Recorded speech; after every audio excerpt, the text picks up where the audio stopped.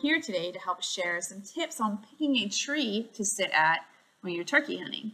I'm sharing a tidbit about scouting beforehand so you know what decisions I made to get to the point where I'm picking the tree to sit down and hunt. I would not call myself an expert turkey hunter. I've spent a lot of time in the woods in the last 5 to 10 years scouting and chasing birds, often coming in contact and often, learning as I go. But I encourage you to do your own research and take to the woods to gain your own experience in figuring out what works best for you. These are some tips and tricks I picked up, and I'm glad to share them with you. For a quick overview, I took a snapshot on Onyx of about 50 acres that I typically hunt. I've scouted this pretty hard and have some openings where I think birds would be during the early morning and also when they would come down from roost. One of the 5 turkey dots on this map are areas where I probably filmed to show you which trees to pick. You can see there's changes in elevation. I'll be doing some calling to locate birds if I don't have a chance to see where they roost the evening before. So just for the lay of the land and knowing when you're calling and locating birds, I'm hunting the specific 50 acres for this example. I also have, another probably 500 acres around me of woods where the birds could be too. If I have enough time, I might chase birds on other properties, but usually I'm constrained into like a couple hours in the morning during a hunt, and I really hope that I can make the connection in this area that I'm describing to you.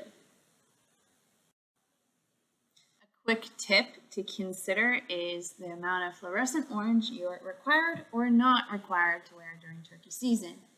I err on the side of caution because a lot of incidents, hunting-related shooting incidents, occur during turkey season when people misidentify. I choose not to be misidentified, so if I'm moving for a large distance and especially on public land, while it's not required in my state, I opt to wear orange. This might inhibit my ability to sneak up on birds and they might see me as a result, but I opt for safety rather than success.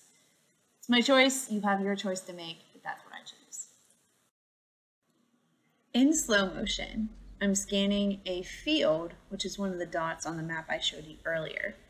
This is about an acre wide opening, scattered with lots of oak trees and early saplings.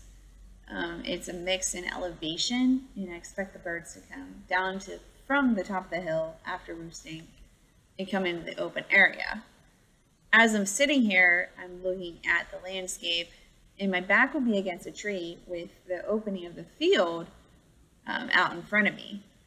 I'll be sure to select an area where my shot is uninhibited, meaning if I'm right-handed and left-handed, within 45 yards, I'm able to complete a shot and swing around on a bird if I need to. So this is a view of that same field that I selected for my turkey spot 2 years ago. In the early hours, I snuck up to the field, awaiting for turkeys I thought I had put to bed atop the field or the hill above me. I waited for the birds to come down, and as I waited, I recognized that the sun was rising in front of me, casting its light right on the area where I intended to harvest a bird. It impeded or inhibited my harvest probably for about 20 to 30 minutes. The bird should have come down into that area. It's a simple thing to note, but if you can have your back at the sun in your tree selection, I highly advocate for it. The other aspect of sunrise and early hunts is that there's new light cast on the environment around them. So birds will be able to pick out more of your silhouette if you're not well camouflaged. So, as you're picking the trees to sit around, make sure it's wide enough to cover your back, both for safety and camouflage purposes.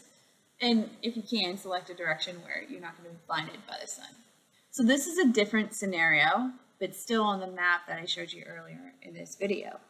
This, instead of a field, is a heavily wooded area.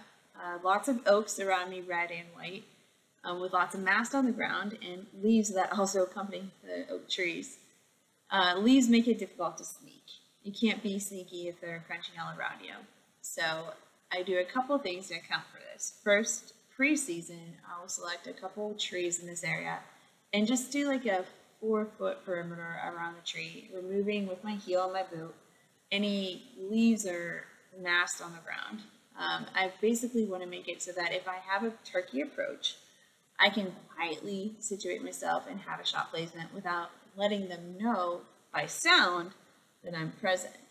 You know, there's slow movement and other things to account for, but at least by sound, I'm removing any leaf or debris that would make a noisy approach.